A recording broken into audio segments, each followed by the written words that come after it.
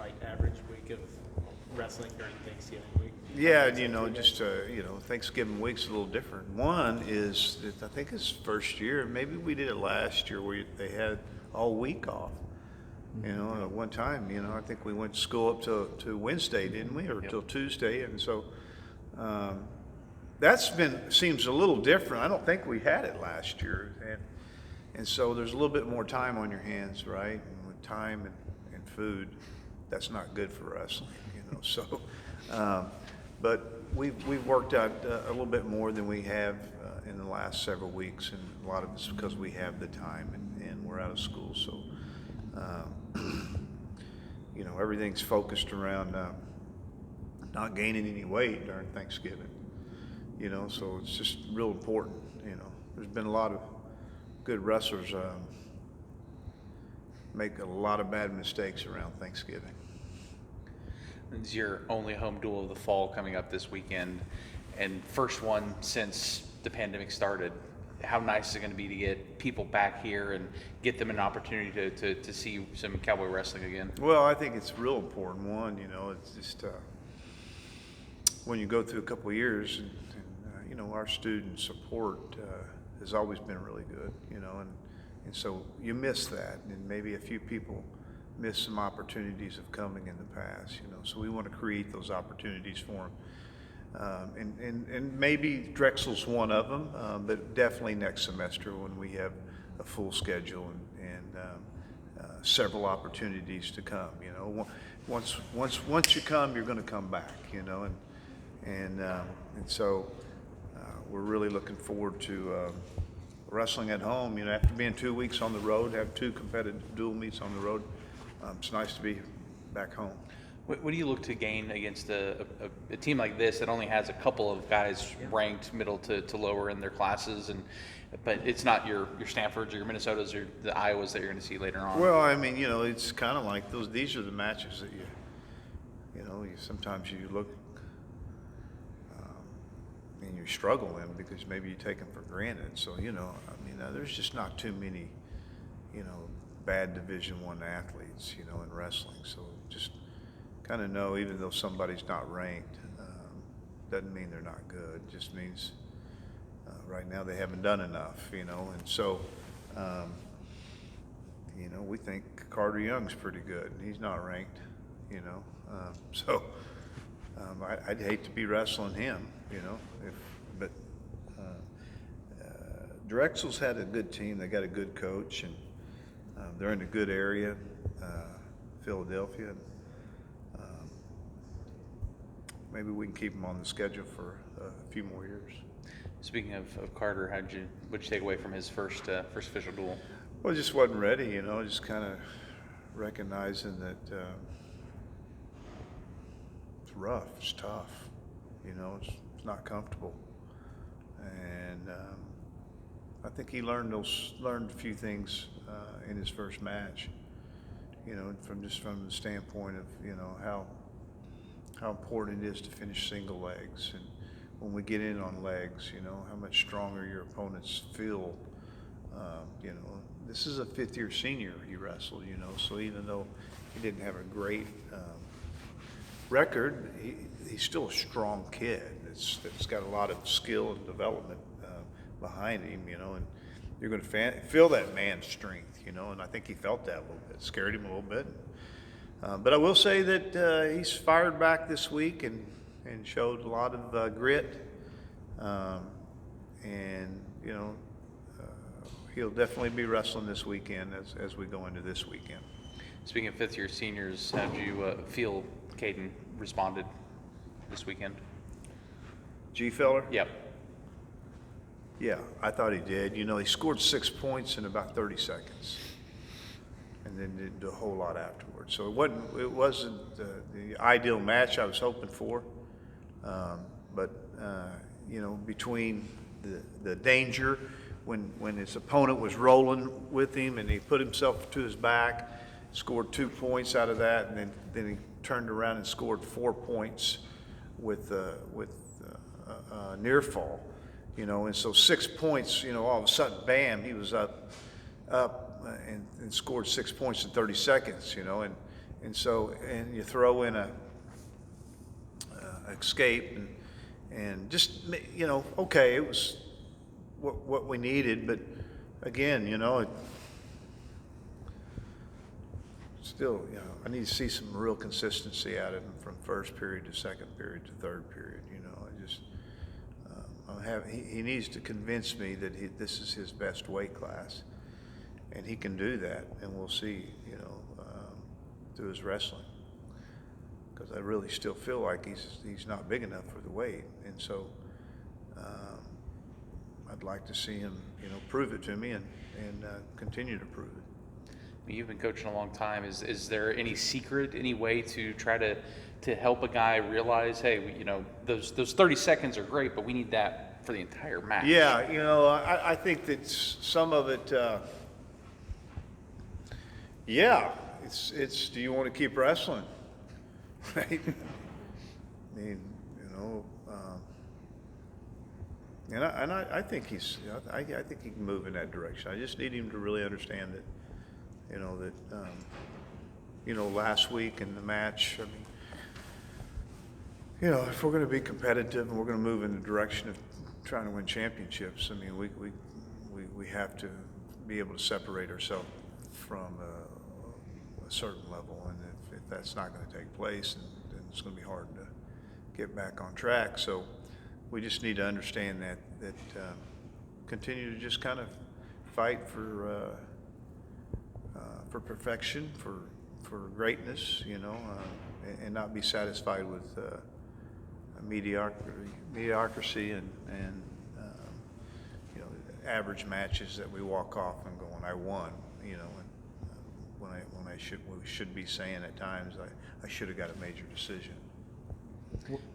What did you think of Mastro's performance, just kind of the steps he's taken? Yeah, I thought he set the tone for the dual meet, you know. I mean, you don't know how those dual meets are going to go, and you set the tone when you go out and you at 125, and you just have a nice big upset. Next guy gets to come out, and the guy name's Dayton Fix, you know, and get a major decision, and then, you know, some things can happen, you know. And I think it really probably helped. You know, it didn't help at 41, but I think you know, it was motivating to know that we were in good hands with the dual meet early on, and we took control of it.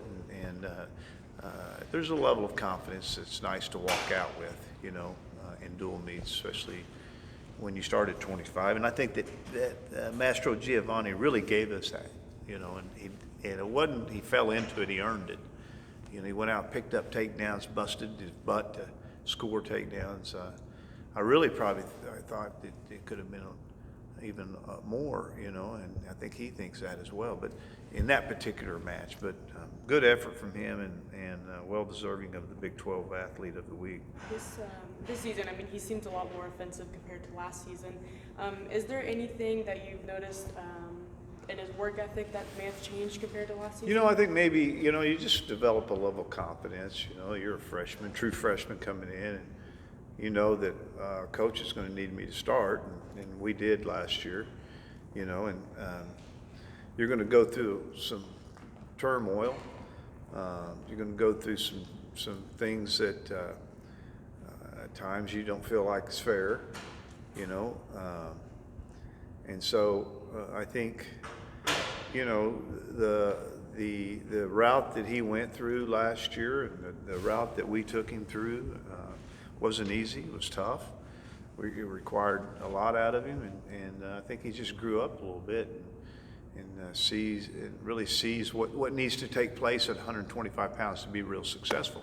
Came around and away from placing. He wrestled his best last year at the end of the year in the Big 12 and the NCAA championships. There's no question that guy that was wrestling was the best of Mastro Giovanni for the year.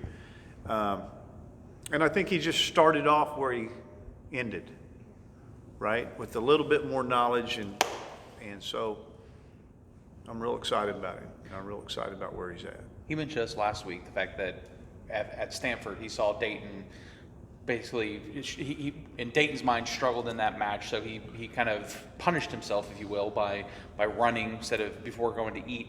And he said, that's something I want to start realizing myself, that just because I won doesn't mean it was a good match. Yeah. How does that impact the fixed mentality on guys like Mastro, or even around 41 with Carter, obviously, who's been around Dayton his whole life, to make them elevate Well, their... I mean, you know, that's a gift.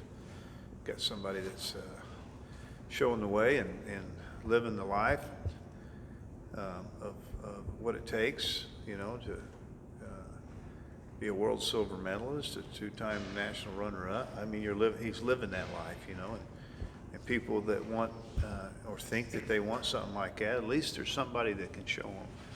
You know, you don't always have that, right? And so it's a good thing, and we're fortunate that we have such a highly motivated individual in our program that wants way more than what people realize. Does that also help when, because a lot of guys, especially young guys, like Master, if they go out and beat a top 5 guy, suddenly in their mind maybe a I've made it type of mentality. Mm-hmm. Does having a guy like Fix around kind of squash any guys Doesn't getting hurt. into their head? I mean, yeah, it helps. I mean, you're working out with the guy, you have some success in practice, maybe a takedown or two every now and then, you know, and like, hey, I'm doing good, you know. That's what you hope that your program can give to each athlete as they come in, and recognize that it requires a level of stepping up. It requires a level of getting better. You know, I don't know if there's any. Very seldom you get a student athlete that's ready to go. I mean, there's a level of confidence they need to build. There's a level of work that they don't understand. You know, there's a level of discipline that's just mind-boggling to them. You know, so. You know, so when you have somebody around kind of leading the way, it's always a big plus. Makes your job a lot easier. Having Fix is definitely a benefit to the team.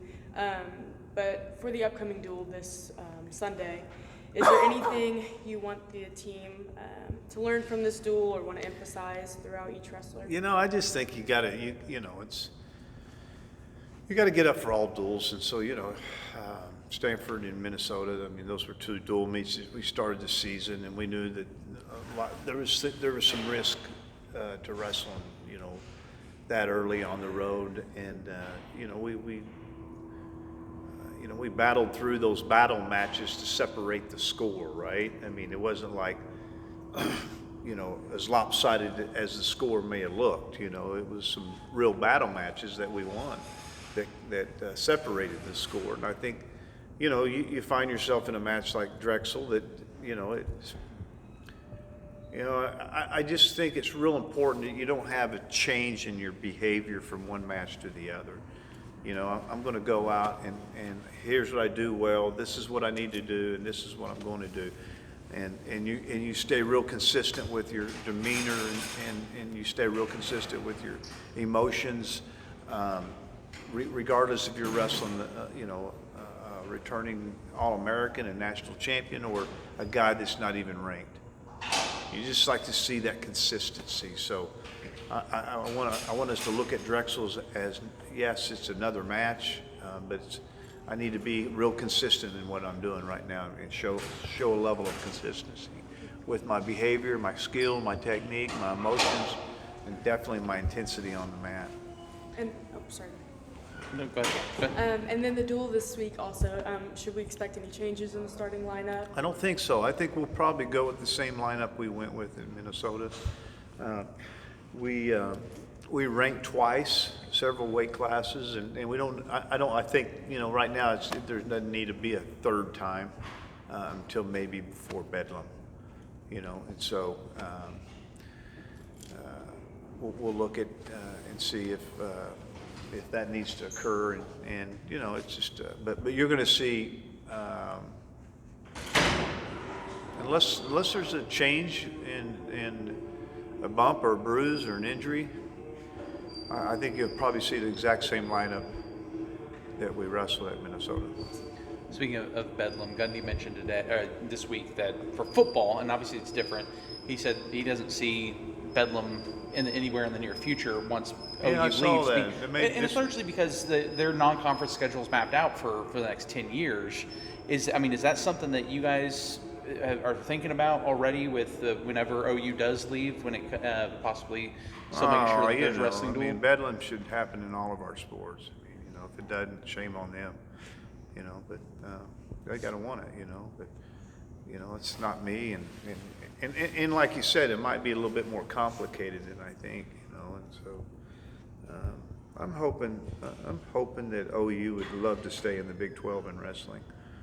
And that'd be a great thing. I'm hoping that the Big 12 would be gracious enough to, well, I shouldn't say gracious enough, but hopefully that in the next 6 months that I sure would like to see OU stay in the Big 12. I know that in wrestling. It makes a lot of sense, It was unfortunate, in 2011, I think it was, that Missouri couldn't stay in, and here we are 10 years later and they're back in, so who made the mistake, and so, a lot of these changes are not done because of wrestling. That's the things that we need to remember, so punishing sports is probably not the way to go. And I'm not saying that's what happened. I'm just saying it seems like it when you're in the sport. But hopefully we'll see some good things, and hopefully we can keep OU in Big 12. Yeah, I'd love to in wrestling, especially if that's what they want. I don't know. If they don't stay in the Big 12 in wrestling, are you still going to try to actively make sure that I hope Bedlam's so. part of the schedule? I'd love for Bedlam. Bedlam started with a wrestling match, and I think it's a little bit of our responsibility to try to hold on to some of that,